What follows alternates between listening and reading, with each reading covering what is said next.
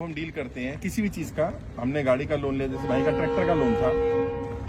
अब बैंक से कोई व्यक्ति आया, उसने आपको आकर कहा दीजिए मैं रिकवरी एजेंट हूँ। अच्छा, आपको कैसे पता रिकवरी एजेंट है?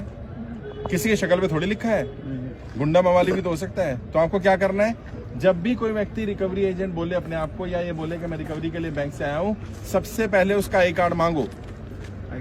अगर आई कार्ड नहीं है तो वो रिकवरी का काम नहीं कर सकता।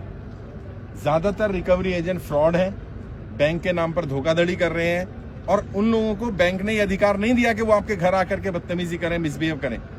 जो रिकवरी के नाम पर बदतमीजी कर रहा है, मिसबिहेव कर रहा है, यकीन मानिए वो नकली व्यक्ति है, उससे सतर्क रहना है। आई कार्ड मांगना है उससे। आई कार्ड के बाद उससे डीआरए का एक सर्टिफिकेट होता है। ये डीआरए का सर्टिफिकेट क्या है? डेप्ट रिकवरी एजेंट। ब्याज का जो ब्याज हो जाता है उसको रिकवरी करने के लिए जो एजेंट बनाए जाते हैं, उनको एक सर्टिफिकेट देना पड़ता है, जिसको डीआरए का सर्टिफिकेट बोलते हैं। उसके लिए 12th पास या ग्रेजुएट होना जरूरी होता है, और उनको सिखाया जाता है सॉफ्ट स्किल्स, कैसे लोगों से बात करनी है, कर्जा वापस मांगना तो गाली गलौज नहीं करनी, बदतमीजी नहीं करनी, नियम क्या है। आप घर पर नहीं मिले, जैसे भाई ने बताया मैं घर पर नहीं मिला, तो घर वालों को बताना पड़ा कि बैंक से कोई व्यक्ति आया हुआ है। अगर आप घर पर नहीं है तो रिकवरी एजेंट आपके बच्चों को, आपकी फैमिली को, आपकी पत्नी को या घर के किसी भी मेंबर को परेशान नहीं कर सकता, गाली गलौज बदतमीजी नहीं कर सकता, और बैंक नोटिस देगा। अगर नोटिस नहीं आया और रिकवरी एजेंट आ रहा है तो आपका अधिकार है, आप उसको बोलो भाई नोटिस लेकर के आओ या नोटिस भेजो। आपको घर आने को किसने बुलाया? डेप्ट रिकवरी एजेंट का सर्टिफिकेट होना चाहिए, उसके पास आई कार्ड होना चाहिए, और जिस बैंक का आपका लोन है उसी बैंक का आई कार्ड होना चाहिए उसके पास, अगर वो अपने आपको बैंक का एम्प्लॉय बता रहा है। अगर वो कहता है मैं बैंक का एम्प्लॉय नहीं हूं, मेरे को किसी कंपनी को जिम्मेदारी दी है लोन रिकवरी करने के लिए, तो उस कंपनी का आई कार्ड होना चाहिए उसके पास, और फिर वर्क ऑर्डर होना चाहिए। मान लीजिए आपने एचडीएफसी बैंक से लोन लिया और XYZ किसी कंपनी को काम दिया गया रिकवरी करने का, तो इस व्यक्ति के पास कंपनी का आई कार्ड होगा, और रिकवरी एजेंट के लिए, रिकवरी के लिए काम दिया है, बैंक के तरफ से एक लेटर होगा जिसको वर्क ऑर्डर बोलते हैं कि हमने इनको काम दे रखा है। वरना किसी भी रिकवरी एजेंट को आपने एंटरटेन नहीं करना, आपने उसकी बात नहीं माननी है, आप सीधा बैंक जाइए। अगर आपको कोई हरेस कर रहा है, बदतमीजी कर रहा है, मिसबिहेव कर रहा है, तो भी आप बैंक जा सकते हैं। बैंक के आप कस्टमर हैं और उपभोक्ता के अधिकार होते हैं कुछ। आपका अधिकार है कि आप बैंक से बात करो, आपका अधिकार है बैंक से आप समय ले सकते हो। बैंक ने आपको पैसा दिया, आप ब्याज दे रहे हो, उस पर ब्याज के साथ पैसा दोगे ना, फ्री में तो नहीं दिया बैंक ने। बैंक ने कोई एहसान नहीं कर दिया आपको लोन दे करके। बैंक ने आपके सारे पेपर देखे हैं, कईयों की घर गिरवी रखा हुआ है, गाड़ी गिरवी रखा है, खेत जमीन गिरवी रखा हुआ है। सुबह भी जब हम वहां लोग थे हिंगोली में, वहां एक सज्जन आए, उनका 3 लाख रुपए के चक्कर में उनका 50 लाख का खेत गिरवी रखा हुआ है बैंक ने, सिर्फ 3 लाख रुपए में। और अब बैंक चाह रहा है किसी तरह से इसका खेत लूट लूं। तो इस तरह से लूट नहीं चलेगी, ये खुली लूट है। अगर कोई ऐसा करता है तो गलत है। तो आपकी जिम्मेदारी क्या बनती है, आप बैंक में जाकर बात करिए। सारे बैंक के लोग बुरे नहीं है, बैंक के कुछ लोग अच्छे भी हैं, कर्मचारी मदद भी करते हैं। मैनेजर से सीधा बात करिए, और जब भी बात करें बैंक मैनेजर से रिटर्न में बात करें। और क्या बात करनी है, कैसे बात करनी है, जैसी आपकी परिस्थिति है, जैसी स्थिति है उसके आधार पर बात करो। जैसी स्थिति मतलब, मान लो आप किस्त नहीं दे पा रहे, तो उस तरह से बात करो कि मैं किस्त क्यों नहीं दे पा रहा। बैंकों को सपना थोड़ी आएगा कि तुम किस्त नहीं दे रहे, बैंकों को क्या लगेगा तुम डिफॉल्टर हो, पैसा खा गए। बैंक तो ये मानेगा ना, तुम बताओ भैया मेरे घर में कोई गमी हो गई थी, किसी की डेथ हो गई, कोई बीमार हो गया, जो भी दिक्कत आई वो दिक्कत बताओ उसको। और कैसे बताओ, लिख करके बताओ बैंक को। अगर मान लो तुम किस्त टाइम पर नहीं दे रहे, लेट दे रहे हो। एक व्यक्ति ने बताया जी मेरी सैलरी आती है 12 तारीख को, बैंक 9 तारीख को किस्त काट लेता है, हर महीने मेरी पेनल्टी लगती है। आप बैंक में जाकर के रिक्वेस्ट कर लो कि भाई मेरी किस्त की डेट 15 तारीख कर दो।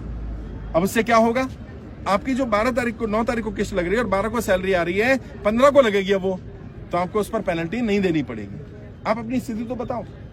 जो लोग व्यापार कर रहे हैं, खेती कर रहे हैं, या कोई दिक्कत आ गई खेती में, मान लो फसल नहीं हुई, उतनी नुकसान हो गया, व्यापार डूब गया। बहुत सारे लोगों ने बताया जब लॉकडाउन लगा, लॉकडाउन के बाद से उनकी दिक्कत आनी ज्यादा शुरू हुई है। बहुत सारे लोगों के व्यापार बंद हो गए, बहुत सारे लोगों के काम धंधे पूरी तरह तबाह हो गए। अगर आपके साथ कोई दिक्कत आ रही है तो बैंक को सपना नहीं आएगा भैया, आपको बैंक में जाना पड़ेगा और लिख करके रिटर्न में देना पड़ेगा। अपनी सारी व्यथा बताओ बैंक को कि आपके साथ क्या दिक्कत आई। अभी सुबह भी एक व्यापारी आए, उन्होंने कहा सर मेरा 30 लाख रुपए महीने का व्यापार होता था, और लॉकडाउन के बाद आज स्थिति ऐसी है मैं 10 लाख 15 लाख का भी व्यापार नहीं कर पा रहा, आधे से भी कम रह गया मेरा व्यापार। कहते हैं मेरी किस्त जाती थी, बैंक ने सीसी लिमिट दे रखी थी, अब मैं वो लिमिट पूरी यूज कर चुका हूँ और मैं बैंक को पैसे नहीं भर पा रहा, और बैंक मुझे डिफॉल्टर मान रहा है। मैंने कहा आपने बैंक को बताया जा करके? कहते नहीं फोन आता है तो बात करना। नहीं फोन नहीं, बैंक में जाओ, जाकर के रिटर्न में बात करो, लेटर दो अपना कि मुझे इतना समय चाहिए। बैंक आपको समय भी दे सकता है, आपकी किस्त को कम भी कर सकता है, आपको कुछ ऐसा समय दे सकता है जिसमें आपको किस्त नहीं भरनी, इंटरेस्ट भी नहीं पे करना, लेकिन बैंक से बात तो करनी पड़ेगी। और कोई गलत कदम मत उठाओ। बहुत सारे, अभी रुक जाइए, बहुत सारे लोगों ने व्यापार ना चल पाने के कारण सुसाइड कर लिया। भाई मर जाना कोई सोल्यूशन नहीं है। मानो तुम चले जाओगे तो क्या बैंक पैसा छोड़ देगा? वो पैसा तुम्हारे परिवार से भुगतान करेगा, कहीं ना कहीं से वो रिकवर करेगा, उन्हें परेशान करेगा, बच्चों को परेशान करे, परिवारों को परेशान करे, तो वो तो और भी नुकसानदायक बात है। तो बेहतर क्या रहेगा? बेहतर ये रहेगा कि आप अपनी तरफ से कोशिश करो कि आप बैंक से बात करो, कम्युनिकेट करो, गलत कदम मत उठाओ। आप कर्जे की दलदल में फंसे, इसमें आपकी गलती नहीं है, यकीन मानिए। इसके लिए सरकार की गलत नीतियां जिम्मेदार हैं। बहुत सारे लोगों ने बताया नोटबंदी के बाद, कई लोगों ने बताया जीएसटी लगने के बाद, कई लोगों ने बताया लॉकडाउन के बाद हमारी स्थिति खराब हुई है। लोगों ने कहा नोटबंदी से हम उबर गए थे, लेकिन नोटबंदी के बाद जीएसटी लगवाया गलत तरीके से, बहुत सारे व्यापार बंद हो गए, उसके भी उबर गए। तो जब ये लॉकडाउन लगाया गया तब तो स्थिति इतनी खराब हो गई कि हम उससे उबर नहीं पाए।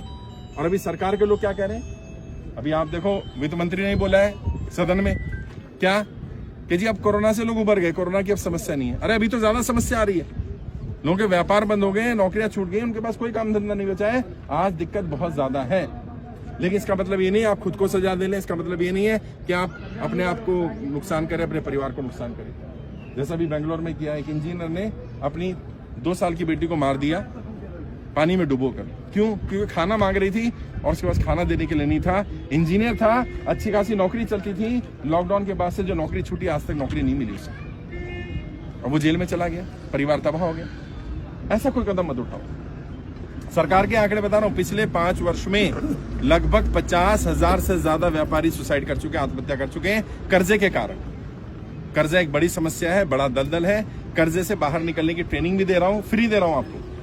आप YouTube पर ले सकते हैं ट्रेनिंग, गूगल पे सर्च करना कर्जे से बाहर निकलने के 20 तरीके, मेरी ट्रेनिंग आ जाएगी। वो ट्रेनिंग अटेंड कर लो, खुद भी अटेंड करो, और तुम्हारी जान पहचान में अगर कोई कर्जे में है उससे भी अटेंड करवाओ, उन्हें बचाओ। लोगों को, लोग बहुत परेशान है। कर्जा ऐसी समस्या है कि कोई किसी को बताना नहीं चाहता कि मैं कर्जे में हूं, और मेरे ऊपर कोई कर्जा नहीं है, मेरी टीम पर कोई कर्जा नहीं है। हम लोग जनता की कर्जा माफी के लिए, कर्जा मुक्ति के लिए प्रयास कर रहे हैं। तब ये प्रयास सफल होगा जब हम संगठित होकर काम करेंगे। हम सबकी जिम्मेदारी बनती है कि हम संगठित हो और एक दूसरे की मदद करें, एक दूसरे का साथ दें, एक दूसरे का सपोर्ट करें। अगर आपके ऊपर कर्जा है तो आप अपने कर्जे के लिए फॉर्म भरो। अगर आपके ऊपर कर्जा नहीं है और किसी जान पहचान वाले पे कर्जा, उससे फॉर्म भरवाए। और ऑनलाइन फॉर्म भरना है, फ्री भरना है, कोई चार्ज नहीं है। कर्जा मुक्ति अभियान पूरी तरह से निःशुल्क है, किसी व्यक्ति को 1 रुपया भी नहीं लिया जाएगा इस अभियान में। आज अगर लेटेस्ट बात करो तो 2 लाख से ज्यादा लोग कर्जा मुक्ति अभियान में जुड़ चुके हैं। देश के अलग अलग जिलों में जाकर के, अलग अलग लोकसभा में जाकर के मैं लोगों से मिल रहा हूँ। सुबह मैं हिंगोली में था, अभी यहाँ पर हूँ, इसके बाद बीड़ जा रहे हैं हम लोग। उससे पहले हम औरंगाबाद थे, औरंगाबाद में लोगों से मुलाकात की, जालना में लोगों से मुलाकात की है। उससे पहले मैं महाराष्ट्र आया था तो मैं नागपुर गया था, नागपुर में मैंने लोगों से मुलाकात की थी। रामटेक गया था, अमरावती गया था, मुंबई होकर के आया, नासिक हो गया, पुणे होकर के आया, ठाणे होकर के आया। पूरे महाराष्ट्र में अलग अलग जगह जा रहा हूँ। उससे पहले वेस्ट बंगाल होकर के आया, मैं वेस्ट बंगाल से पहले गुजरात में था, मैं गुजरात में लोगों को गाइड कर रहा था।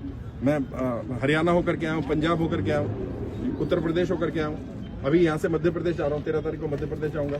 पूरे देश में लोगों को जागरूक कर रहे हैं। संगठित होकर के अगर हम काम करेंगे तो लोगों का कर्जा माफ हो सकता है। जब बड़े बड़े उद्योगपतियों का कर्जा माफ हो सकता है, उनको राहत दी जा सकती है, तो आम इंसान का क्यों नहीं हो सकता?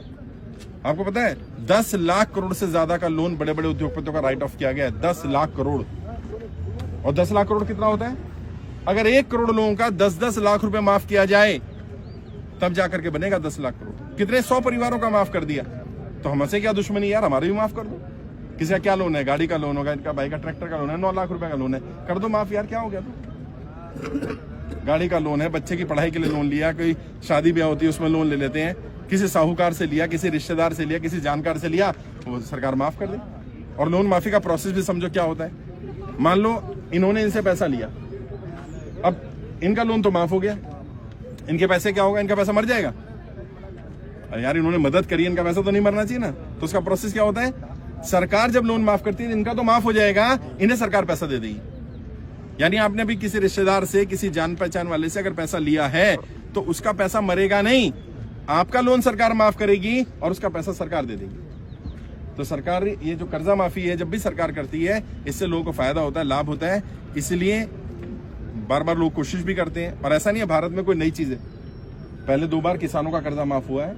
अभी प्रयास किया जा रहा है हर व्यक्ति का कर्जा माफ होना चाहिए जो सरकार की गलत नीतियों के कारण कर्जे की दलदल में फंसे हैं। लॉकडाउन के कारण, लॉकडाउन हमने तो नहीं लगाया, जीएसटी हमने तो नहीं लगाया, हमने नोटबंदी तो नहीं करी, सरकार ने करी। सरकार के कारण कर्जे की दलदल में फंस गए तो अब जिम्मेदारी सरकार की बनती है, सरकार हमें बाहर निकाले, सरकार एक बार सबका कर्जा माफ करे। अपनी तरफ से प्रयास कर रहा हूं। 7 बार वित्त मंत्रालय में फाइल भेज चुका हूं।